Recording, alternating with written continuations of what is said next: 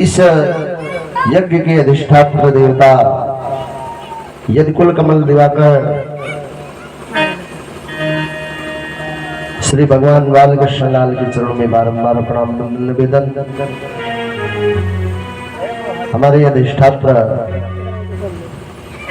मर्यादा पुरुषोत्तम भगवान श्री राम के चरणों में बारंबार प्रणाम निवेदन। भगवान की मंगलमय कथा के रसिक रसिया परम संतानंद बलवंत श्री हनुमंत लाल जी महाराज के चरणों में बारंबार प्रणाम वंदन निवेदन।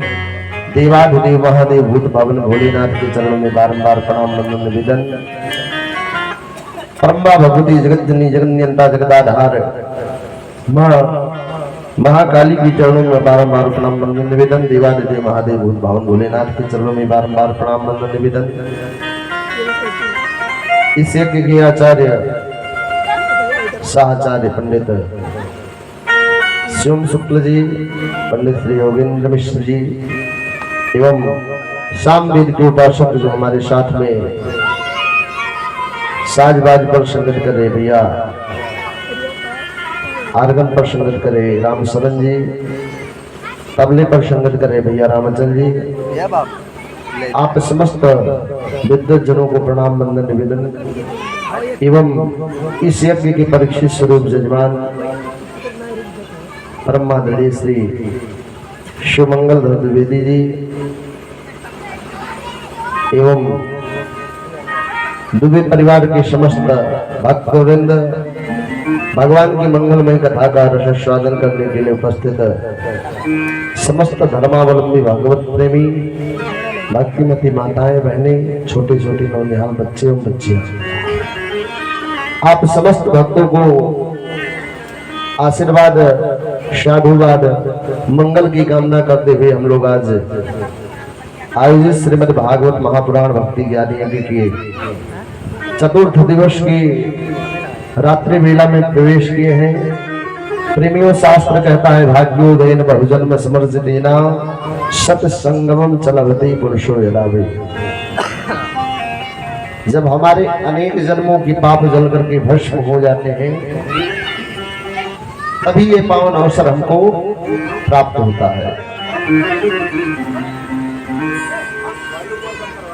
आदि पुरुष भगवान नारायण के द्वारा इस संसार के कल्याणार्थ दो गंगा प्राकट किया गया है। पहली गंगा जो भगवान के चरणों से निकली, भगवान के चरणों के अंगूठे से जो निकली, चरण के अंगूठे से होती हुई ब्रह्मा जी के कमंडलों में, ब्रह्मा जी के कमंडलों से होती हुई भोले बाबा की जटाओं में, भोले बाबा की जटाओं से होती हुई महाराज भागीरथी के निवेदन पर गंगोत्री से गोमुखी गंगा के रूप में प्रवाहित होकर के ऋषिकेश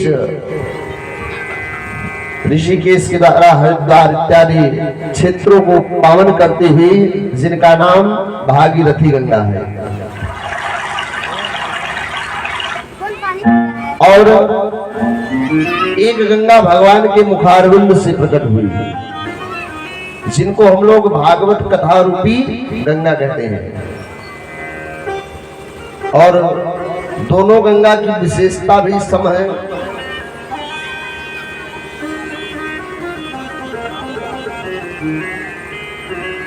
प्रयागराज में आने के बाद में वो गंगा भी प्रयाग संगम हो जाते हैं। जहां कई नदियों का मेल हो जाए वही संगम है। और ये गंगा भी अपने आप में संगम ही है, क्योंकि इस पावन ग्रंथ का लेखन महाराज वेदव्यास जी ने सरस्वती नदी पर किया। बद्रिका आश्रम में बद्री नारायण क्षेत्र में सरस्वती नाम की नदी में के तट पर बैठ करके श्री वेदव्यास भगवान ने इस पावन ग्रंथ की रचना की। और महाराज परीक्षित को जब श्राप लग गया तो सबसे पहले कल्याणार्थ इस पृथ्वी पर जन जन में श्रीमद् भागवत कथा का प्रचार प्रसार करने के लिए, भागवत कथा जन जन में पहुंचाने के लिए श्री सुखदेव भगवान ने पतित पावनी भगवती गंगा मैया की पावन तट पर सर्वप्रथम ये कथा कहे।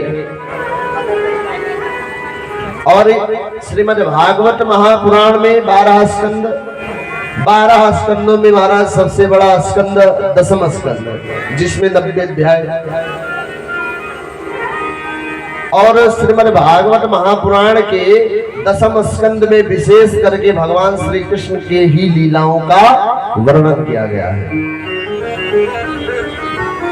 और उस कृष्ण लीला के अंतर्गत सबसे ज्यादा पतित पावनी भगवती यमुना जी के नामों का उल्लेख किया गया है। यमुना जी के तट पर भगवान जो रास क्रीड़ा किए, रास का वर्णन, भगवान के बाल लीलाओं का वर्णन, यानी कि विशेष करके यमुना जी का ही वर्णन किया गया। तो इस पावन ग्रंथ में भी गंगा यमुना सरस्वती का मेल है, और प्रयागराज में संगम में भी गंगा यमुना सरस्वती का मेल है, और दोनों नदियां समान हैं। ये दोनों जो है गंगा भी समान है। अभी तो कहें तो ये दोनों गंगा बहन है। लोगों ने कहा महाराज इसमें छोटी बहन और बड़ी बहन कौन है? तो महाराज चरणों के अपेक्षा मुख की तुलना अलग होती है। वो गंगा जो प्रयागराज में होकर के प्रवाहित है, जिनको भागीरथी गंगा कहते हैं, वो गंगा भगवान के चरणों से निकली, और ये गंगा कथा रूपी गंगा ये भगवान के मुख से प्रवाहित हुई। और विशेषता महाराज तो दोनों में मिला जुला करके जो मुख से प्रवाहित हुई है वही सबसे बड़ी हुई है। और उस गंगा में अगर हमको स्नान करना हो तो उस गंगा में स्नान करने के लिए हमको प्रयागराज जाना होगा, वाराणसी जाना होगा, नाना प्रकार के क्षेत्रों में जाना होगा, ऋषिकेश, हरिद्वार इत्यादि क्षेत्र में जाना होगा, तब जाकर के उस गंगा में हम स्नान कर सकते हैं। कि उस गंगा में यहाँ पर भी स्नान कर सकते हैं। उस गंगा में अगर हमको स्नान करना है तो वहां तक हमको चल करके जाना होगा। और इस गंगा में अगर स्नान करना है महाराज तो इस गंगा में स्नान करने के लिए महाराज जहां चाहे वहां पर श्रीमद् भागवत कथा का आयोजन कर ले और पूरे ग्राम वासियों को बैठा करके इस गंगा में स्नान किया जा सकता है। अभी कल एक जगह जो है पूर्णाहुति हुआ और उसी के अंतर्गत दूसरी जगह प्रारंभ हो गया। तो महाराज इस गंगा में अगर हमको स्नान करना है तो जहां चाहे वहां आवाहित कर सकते हैं, जहां चाहे वहां जो है भागवत कथा का आयोजन कर सकते हैं, वहां भागवत कथा हो जाए और पूरे गांव के लोग जो है इस गंगा में स्नान कर सकते हैं। उस गंगा में अगर हम स्नान करने जाते हैं महाराज, स्नान करते करते कहीं महाराज हमारा पैर फिसल गया, गंगा जी में अंदर चले गए, कहीं डूब गए, तो उस गंगा में डूबने के पश्चात व्यक्ति की मृत्यु हो सकती है। जो डूब जाएगा वो मर सकता है। लेकिन इस गंगा में अगर हम स्नान कर रहे हैं, इस गंगा में स्नान करने के लिए गए हैं, तो इस गंगा में अगर हम स्नान कर रहे हैं, इस गंगा में स्नान करते करते कहीं हम डूब भी गए, तो इस गंगा में स्नान करके डूबने के बाद में व्यक्ति मरेगा नहीं, अपितु तर जाएगा। और जितनी गहराइयों में जाएंगे महाराज उतना ही रस प्राप्त होगा, उतना ही आनंद में सराबोर होंगे। तो महाराज आपके नगर में, आपके ग्राम में आज विगत 4 दिनों से श्रीमद् भागवत कथा रूपी गंगा प्रवाहित है और बढ़ चढ़ करके आप लोग सहभागिता निभाएं, मिलजुल करके इस भागीरथी गंगा, इस